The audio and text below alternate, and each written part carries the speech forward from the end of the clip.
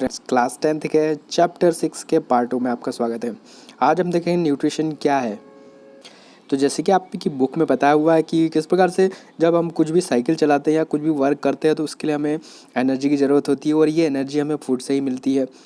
तो क्योंकि बुक में प्रॉपर डेफिनेशन वगैरह नहीं दी हुई है तो इसके लिए हम अलग से इसको समझ लेते हैं। तो जैसे कि आप यहाँ देख सकते हैं न्यूट्रिशन की प्रॉपर डेफिनेशन है।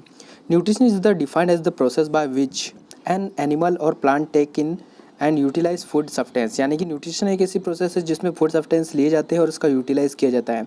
यूटिलाइजेशन के लिए फूड में कंटेन होते हैं न्यूट्रिएंट्स और ये एसेंशियल न्यूट्रिएंट्स में इंक्लूड है protein, carbohydrate, fat, vitamin, minerals. तो ये सभी क्या है, ये न्यूट्रिएंट्स हैं जो न्यूट्रिशन का वर्क करते हैं और ये सभी न्यूट्रिएंट्स हमारे जो भी हम फूड प्रोडक्ट लेते हैं उन सब में कॉन्सिस्ट होते हैं। अब क्वेश्चन है कि न्यूट्रिएंट्स क्या है। तो न्यूट्रिएंट्स की डेफिनेशन भी आप यहाँ देख सकते हैं। और nutrients is a substance which an organism obtain from its surrounding and uses is as a source of energy. यानी कि न्यूट्रिएंट्स एक ऐसा सब्सटेंस है जो ऑर्गेनिज्म अपने सराउंडिंग से लेते हैं और उसका यूजेज इस प्रकार से करते हैं कि वो एनर्जी सोर्स के रूप में इसका यूज़ करते हैं। फॉर एग्जांपल जैसे न्यूट्रिएंट्स के एग्जांपल प्रोटीन, विटामिन, फैट वगैरह, ये सभी क्या है, न्यूट्रिएंट्स के एग्जांपल है। तो जैसे कि यहाँ पर अगला क्वेश्चन दिया है कि how do living things get their food. तो the general requirement of energy and material is common for all organism. यानी कि जो जनरल रिक्वायरमेंट है एनर्जी की वो सभी ऑर्गेनिज्म में सेम होती है, बट इसको प्राप्त अलग अलग तरीके से किया जाता है। सम ऑर्गेनिज्म क्या होते हैं, सम ऑर्गेनिज्म ऐसे होते हैं जो फूड मटेरियल को इनऑर्गेनिक सोर्सेज से प्राप्त करते हैं, जैसे कार्बन डाइऑक्साइड एंड वाटर के रूप में। और ये ऑर्गेनिज्म होते हैं autotrophs. You know that autotrophs are green plants. So autotrophs में इंक्लूड है green plants and some bacteria. अब ओदर सब्सटेंस की बात करें तो other substance utilise complex substance. यानी कि ये कॉम्प्लेक्स सब्सटेंस का यूज़ करते हैं। This complex substance have to broken down into simpler ones before they can be used up keep and growth of the body. यानी कि जो कॉम्प्लेक्स रूप में सब्सटेंस यूज़ किए जाते हैं ये क्या होते हैं, ये सब पहले कॉम्प्लेक्स फॉर्म में होते हैं और फिर एक सिंपल फॉर्म में टूट जाते हैं, यानी कि भोजन के बाद। उसके बाद न्यूट्रिशन प्रोसेस के तहत बॉडी की ग्रोथ में काम आते हैं। और इस प्रोसेस के लिए जो ऑर्गेनिज्म होते हैं उसमें बायोकैटालिसिस प्रोसेस चलती है। बायोकैटालिसिस जो होते हैं वो होते हैं एंजाइम्स होते हैं। दस the autotrophs survival depend directly और इनडायरेक्टली ऑन ऑटोट्रॉप्स। यानी जो हेटरोट्रॉप्स होते हैं वो डायरेक्टली या इनडायरेक्टली डिपेंड होते हैं किस पर, ऑटोट्रॉप्स पर डिपेंड होते हैं। For example we are heterotrophs because हम अपना भोजन किनसे प्राप्त कर रहे हैं, पौधों या जानवरों से प्राप्त कर रहे हैं। Heterotrophic organism include animal, fungi. यानी हेटरोट्रॉपिक में एनिमल्स, फंजाई यानी इंक्लूड द ह्यूमन बींग्स। अब अगला दिया है ऑटोट्रॉफिक न्यूट्रिशन। तो ऑटोट्रॉफिक न्यूट्रिशन को हम अलग से समझ लेते हैं, इसकी डेफिनेशन प्रॉपर। ऑटोट्रॉफिक न्यूट्रिशन को यहाँ से देखें। In autotrophic nutrition the organism make its own food from inorganic raw material like carbon dioxide, water and sunlight. तो यहाँ पर कुछ डबल से टाइप हो गया है, इसको आप हटा दे, ध्यान देंगे कि इट्स वन फूड डबल से टाइप हो जाए। तो इसको ध्यान रखें कि ऑटोट्रॉफिक न्यूट्रिशन क्या होता है, इसमें ऑर्गेनिज्म अपना खुद का भोजन स्वयं ही इनऑर्गेनिक रॉ मटेरियल का यूज़ करके बनाते हैं और ये इनऑर्गेनिक रॉ मटेरियल होता है carbon dioxide, water and sunlight. तो ये इनऑर्गेनिक रॉ मटेरियल का यूज़ केवल ग्रीन प्लांट्स करते हैं और इसीलिए ये ऑटोट्रॉफ्स कहलाते हैं। फॉर एग्जाम्पल ग्रीन प्लांट्स, तो आप यहाँ देख सकते हैं ग्रीन प्लांट्स का एग्जाम्पल दिया हुआ है। तो यहाँ पर ऑटो मीन्स होता है स्वयं और ट्रॉफिक यानी बनाने, यानी स्वयं का भोजन स्वयं बनाने वाले ही ऑटोट्रॉप्स कहलाते हैं, जैसे हैं ग्रीन प्लांट्स। इसमें ग्रीन प्लांट्स के अलावा अगर हम देखो तो कुछ बैक्टीरिया भी होते हैं जो फोटोसिंथेसिस करते हैं और अपना भोजन स्वयं बनाते हैं। तो जो कार्बन और एनर्जी की रिक्वायरमेंट होती है वो पौधे फोटोसिंथेसिस प्रोसेस द्वारा कंप्लीट करते हैं। और ये जो प्रोसेस होती है फोटोसिंथेसिस की, it is the process by which autotroph takes substance from outside and convert into stored forms of energy. यानी कि ये इनऑर्गेनिक फॉर्म में लेते हैं, जैसे हम देख चुके हैं carbon dioxide, sunlight and water के फॉर्म में लेते हैं।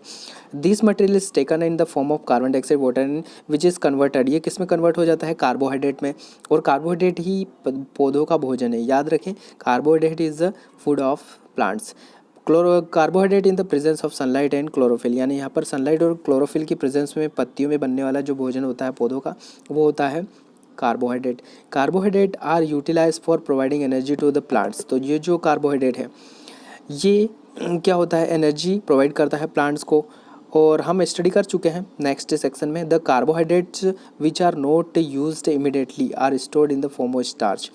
यानी कि ये कुछ समय बाद, जैसे कि यहाँ पर क्या दिया हुआ है, यानी कि इमीडिएटली यूज़ नहीं होता है, स्टार्च के फॉर्म में स्टोर नहीं होता है। Which serves internal energy reserve the use and required by the plant. A somewhat similar situation is the seen us where some of energy derived from the food we stored. यानी कि glycogen के रूप में किस प्रकार से save होता है उसके बारे में अब यहाँ पर देखिए इक्वेशन के फॉर्म में दी है फोटोसिंथेसिस प्रोसेस। तो फोटोसिंथेसिस में आपको पता है ग्रीन प्लांट यूज़ करते हैं कार्बन डाइऑक्साइड का जो पत्तियों की निचली सतह से लेते हैं स्टोमेटा द्वारा, फिर वाटर जो जड़ों से लेते हैं वो, और यहाँ पर जो क्लोरोफिल दिया है ये पत्तियों के अंदर एक पिगमेंट होता है जिसके कारण पौधे हरे दिखाई देते हैं। फिर ये सनलाइट है जो सन से आता है यानी सनलाइट की प्रेजेंस में ये प्रोसेस हो रही है। तो यहाँ पर ये ग्लूकोज के फॉर्म में यानी स्टार्च के रूप में जो बनता है वो है C6H12O6, इसका फॉर्मूला आप देख सकते हो। और O2 रिलीज करते हैं पौधे फोटोसिंथेसिस प्रोसेस में, और यहाँ पर वाटर भी कुछ क्वांटिटी में होता है जो ट्रांसपिरेशन प्रोसेस द्वारा बाहर कर दिया जाए। तो इस कंप्लीट प्रोसेस को आप याद रखें क्योंकि ये हर क्लास में इंपॉर्टेंट है और आने वाली प्रोसेस है एग्जाम में। तो यहाँ पर ध्यान से देखें कि during the process of photosynthesis जो मेन चेंजेस होते हैं, जो मेन इवेंट होते हैं वो क्या है, absorption of light energy by chlorophyll, यानी कि क्लोरोफिल लाइट एनर्जी को एब्जॉर्ब करता है।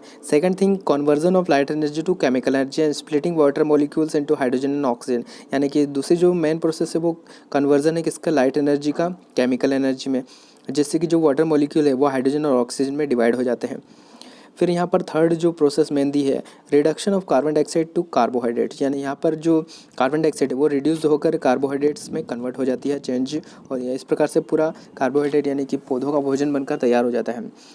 This steps need not take place one after the immediately, यानी कि लगातार एक तत्काल नहीं हो जाती है प्रोसेस, इस प्रोसेस के लिए टाइम लगता है। For example desert plant take up carbon dioxide at night, यानी कि जो डेजर्ट प्लांट होते हैं नाइट टाइम में कार्बन डाइऑक्साइड लेते हैं and prepare an intermediate which an act on upon the energy absorb by chlorophyll during the day, यानी दिन में जो क्लोरोफिल जो होता है उससे इंटरमीडिएट के रूप में बीच में बना। स्टूडेंट्स अब हम देखते हैं कि जो पत्तियों की निचली सतह पर जो स्मॉल पोर्स होते हैं या फिर कार्बन डाइऑक्साइड का एक्सचेंज कहाँ से होता है। तो इस 9th में आप इसके बारे में पढ़ चुका है स्टोमेटा के बारे में, which are tiny pores present on the surface of leaves, यानी कि ये टीनी पोर्स होते हैं, छोटे छेद होते हैं जो पत्तियों की निचली सतह पर मौजूद होते हैं। Massive amount of gases exchange, यानी कि बहुत सारे अमाउंट में गैसेस का एक्सचेंज यहाँ से होता रहता है पत्तियों की निचली सतह से, और फोटोसिंथेसिस प्रोसेस में भी ये योगदान देते हैं। But it is the important note the exchange of gases occurs across the surface of stem, roots and leaves as well, since the large amount of water can also be lost through the stomata, यानी कि जब भी जाड़ों द्वारा ज़्यादा पानी सोख लिया जाता है तो उसको उसका कुछ ट्रांसपिरेशन द्वारा निकाल दिया जाता है, यानी ट्रांसपिरेशन प्रोसेस स्टोमेटा द्वारा ही होती है। The plants close the pores when it does not need carbon dioxide, यानी जब इनको ज़रूरत नहीं होती कार्बन डाइऑक्साइड की तब ये पोर्स क्या होते हैं, बंद हो जाते हैं। The opening and closing pore is function of guard cell, ये किसका फंक्शन होता है, ओपनिंग या क्लोजनिंग होना। यहाँ पर आप देख सकते हैं ये जो गार्ड सेल्स है ये गार्ड सेल्स बंद होती रहती है और खुलती रहती है, यानी इनका ओपन और क्लोज होना ये गार्ड सेल्स द्वारा होता है। The guard cell swell when water flow into them, यानी कि ये फूल जाती है जब इनमें से वाटर जाता है। Closing the stomatal pores open similarly to pro closing if the guard cell shrink, यानी कि जब वो क्लोज हो जाते हो तो गार्ड सेल भी श्रिंक हो जाती है। तो यहाँ पर इसका स्ट्रक्चर देख सकते, गार्ड सेल्स है, स्टोमेटल पोर है यहाँ पर, और ये क्लोरोप्लास्ट ग्रीन कलर में दिखाई दे रहा है आपको। तो यहाँ ओपन और क्लोज दोनों के डायग्राम दिए हैं स्टोमेटा के।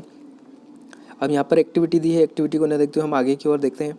तो यहाँ पर ये बताया कि जिस ज़मीन में उगने वाले जो पौधे होते हैं वो जड़ों से अपना पानी लेते हैं और साथ में मिनरल्स भी उसमें जाते हैं।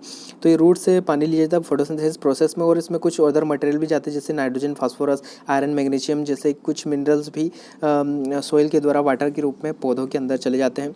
Nitrogen is essential element used in synthesis of proteins and other compound, यानी प्रोटीन के सिंथेसिस में मेन रूप से नाइट्रोजन का यूज़ होता है पौधों द्वारा।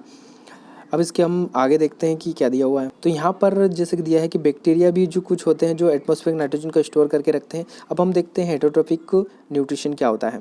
देखो हेटरोट्रोपिक न्यूट्रिशन को आप बच्चों यहाँ से देख सकते हैं। Heterotrophic nutrition is a type of nutrition in which organism depend upon other organism for food to survive, यानी कि हेटरोट्रोपिक न्यूट्रिशन एक ऐसा न्यूट्रिशन का टाइप है जिसमें ऑर्गेनिज्म किस पर डिपेंड होते हैं, अदर ऑर्गेनिज्म पर डिपेंड होते हैं फूड के लिए, और फूड इसीलिए चाहिए कि उनको जीना है। तो heterotrophic organism have to take in all the organism substance they need to survive, यानी कि ये वो हर चीज़ें लेते हैं जो उनको जीने के लिए ज़रूरी है। We are also dependent because we also take vegetables, हम आल्सो डिपेंडेंट हैं, यानी we are also human being are also heterotrophic because they we also take vegetables and fruits from animals, we take meat milk, यानी कि हम पौधों से क्या लेते हैं, वेजिटेबल्स फ्रूट्स वगैरह, और एनिमल से हमको मीट और मिल्क और एग्स, इस प्रकार से हम दोनों से लेते हैं, यानी कि we are also dependent on the animal और प्लांट्स। तो यहाँ से आप इसको नोट कर लीजिए, हेटेरोटॉपिक न्यूट्रिशन की डेफिनेशन वगैरह कुछ। तो यहाँ पर स्टूडेंट्स आप ये भी देख लीजिए, फोटोसिंथेसिस प्रोसेस की डेफिनेशन को भी अच्छे से देख लीजिए, क्योंकि आप इक्वेशन तो देख ही चुके हैं, बहुत ही सिंपल है और आपको याद भी हो गई होगी। लेकिन यहाँ पर फोटोसिंथेसिस होती क्या है, तो the process in which plant make their own food from carbon dioxide, water and by using sunlight in the process of presence of chlorophyll is called photosynthesis। तो यहाँ पर आप देख सकते हैं ये प्रोसेस पूरी फोटोसिंथेसिस की डेफिनेशन वगैरह यहाँ पर दी हुई है।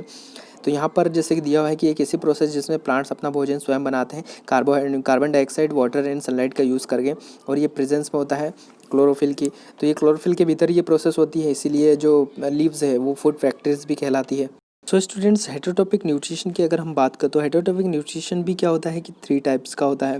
तो ये जो 3 टाइप का न्यूट्रिशन है इसको हम देख लेते हैं कि सबसे फर्स्ट होता है, जो सबसे फर्स्ट वाला है वो है सेप्रोफाइटिक न्यूट्रिशन, यानी सेप्रोट्रॉफिक भी इसको कहा जाता है। तो आप इसको सुन लीजिए, बिकॉज इसका राइटिंग वर्क अवेलेबल नहीं है, तो उसके बाद मैं बता देता हूँ। तो सबसे फर्स्ट है सेप्रोट्रॉफिक न्यूट्रिशन। तो saprotrophic nutrition is that nutrition in which an organism obtain its food from decaying organic material, या फिर डेड प्लांट्स या डेड मटेरियल से अपना भोजन प्राप्त करते हैं। तो ऐसे होते हैं सेप्रोफाइटिक न्यूट्रिशन वाले कुछ एनिमल्स, यानी ये सड़े गले मृत पदार्थों से अपना भोजन प्राप्त करते होते हैं, ये होते हैं सेप्रोफाइटिक। यहाँ पर देख लीजिए, ये जो है सेप्रोफाइटिक मोड ऑफ न्यूट्रिशन है, और इसमें जो आते हैं जो सड़े गले मृत पदार्थों से अपना भोजन प्राप्त करते हैं, ऐसे ऑर्गेनिज्म जो इस न्यूट्रिशन मेथड द्वारा अपना भोजन प्राप्त करते हैं वो कहलाते हैं saprophytes.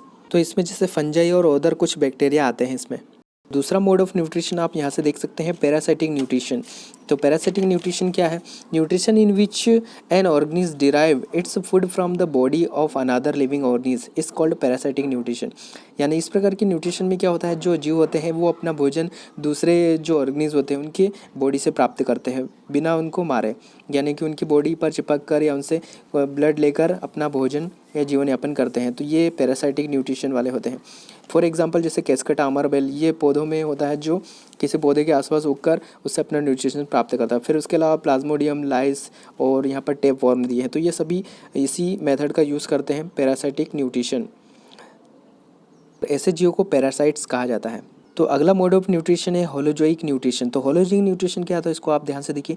Nutrition in which an organism take the complex organic material food material into its body by ingestion process. यानी कि होलोजोइक प्रोसेस क्या है, इसमें क्या होता है, nutrition in which the an organism take place in the complex, यानी complex food material लिया जाता है, कॉम्प्लेक्स फॉर्म में लिया जाता है। जैसे कि हम में भी इसी प्रकार का न्यूट्रिशन होता है। तो ये कॉम्प्लेक्स फूड मटेरियल होता है, और ये जब बॉडी के अंदर जाता है तो डाइजेशन प्रोसेस के तहत ये सिंपलर फॉर्म में टूट जाता है, जैसे कि cat, dog, cattle, frog, fish. तो इन सब में इसी प्रकार का होलोजोइक न्यूट्रिशन पाया जाता है।